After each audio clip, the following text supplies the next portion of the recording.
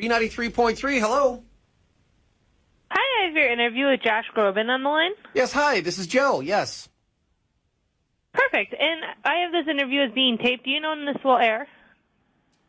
Oh, what do you say? It's probably going to air on Friday, this Friday.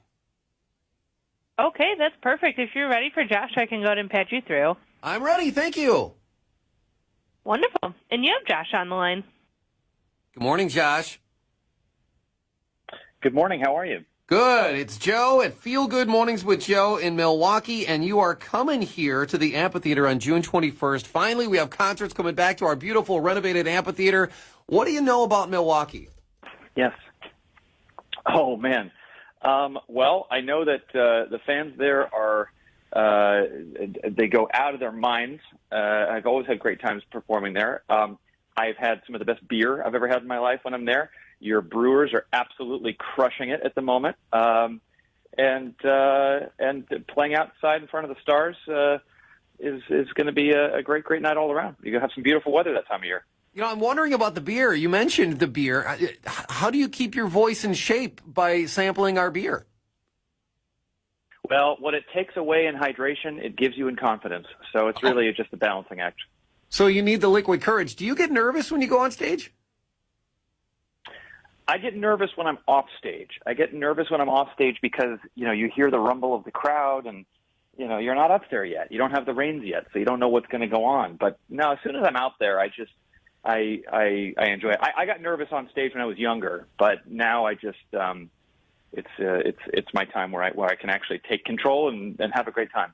Over 20,000 Milwaukee fans going to have their fair share of beer watching you. And I got to tell you, the ladies and the fans get very, very excited the moment we announce a Josh Groban show is coming. And then when we give away tickets, what is it like to experience that kind of passion in person from the fans?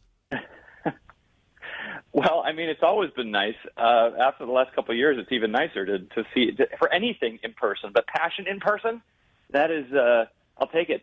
It's an amazing thing. I'm so lucky. My career has been so weird, and to be able to have that kind of energy from a fan base that continues to let me do what I do and wants to come along on the journey. We've now over the last 20 years we've cultivated such an incredible live concert relationship, and so it's my favorite part of what I do to be able to go out and do it again. I know I share this with a lot of other artists. It's healing for everybody. We're really excited. That's one of the things that the fans I know really love about you. And I got to tell you, Jenny from Milwaukee, she wanted to ask you a question. She missed out on winning tickets, so I think I'm going to try to get her tickets anyway. But I promised her I would ask you a question for Jenny. And Jenny said, how do you remember all of the foreign language songs if you don't speak another language? Well, I learn the language when I'm singing it. I learn the language in the song. So even if I can't have a conversation fluently, although I'll do my darndest, but I always know what I'm singing. I always know, translate exactly what it is that I'm singing and the poetry of what I'm singing. And so that's something that ever since I first started, I really, really like doing that homework. I love language, and I love how different languages affect the way you sing and interpret songs. That's why I love opera. That's why I love, art songs from different eras. And even, when I go to other countries, I like to listen to what's on the pop and rock radio in those languages because it's just so different from what we have here. But Jenny, it's an intelligent question. And if I may, even though the radio station wasn't able to hook you up, I'd be happy to get Jenny a couple of tickets from, all right, from yes. Groban FM. Jenny, it was a great question, and I'd love to hook you up. Groban FM, you need your own radio station. Are there things on the radio that you love right now? You're like, you know what? I could probably take that song by The Weeknd or Lady Gaga and make it into a Josh Groban version. A lot. Every so often, absolutely. I like to listen to what's out there, and I sound like my dad. I'm hip to what's out there right now. What the kids are doing the Watusi too. Yes, no, there's so many great voices out there. I mean, there's just so many great singers now that I feel inspired by every single day, and it pushes me to keep as my voice breaks, keeps me to keep doing my scales and keep pushing. And yes. Throw me on a track, Drake. Yeah. Get me on a chorus. Drake featuring Josh Groban. That's got a nice ring to it. I love it. I always wanted to ask you about. Yeah.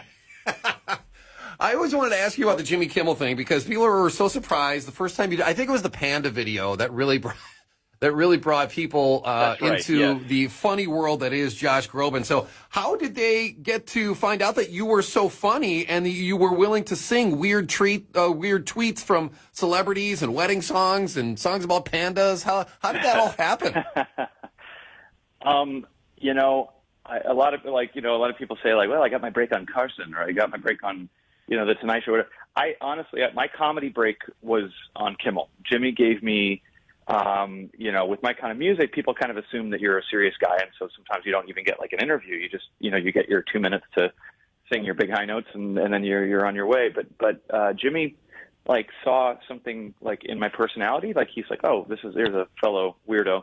And he and his team, Scott Igo and the group that was over there at that time, they really gave me some wonderful, like weird, funny stuff to do on the show. And I think it surprised people.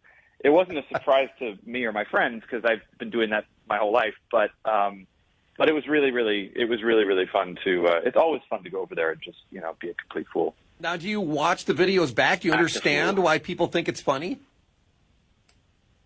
I should hope I understand. You always want to be in on the joke, That's a goal of mine in comedy is to be laughed with.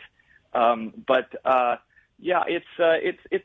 come up. They're so funny. Like they come up with great ideas. They'll like put Kanye's or tweets or back when they were actually amusing Trump's tweets, in front of me and two people who should not be on Twitter ever again. But you make it musical and it suddenly it takes on a whole new life. So no, it's always fun to do stuff over there. Yeah, because I don't like watching myself back on videos. I don't like listening to myself on the radio. Do you have a hard time with that, listening to yourself? Yeah, I think it's like, you ever watch actors on talk shows and they have to watch a clip of the movie they're promoting and you can just see them. They want to curl up into the seat cushion.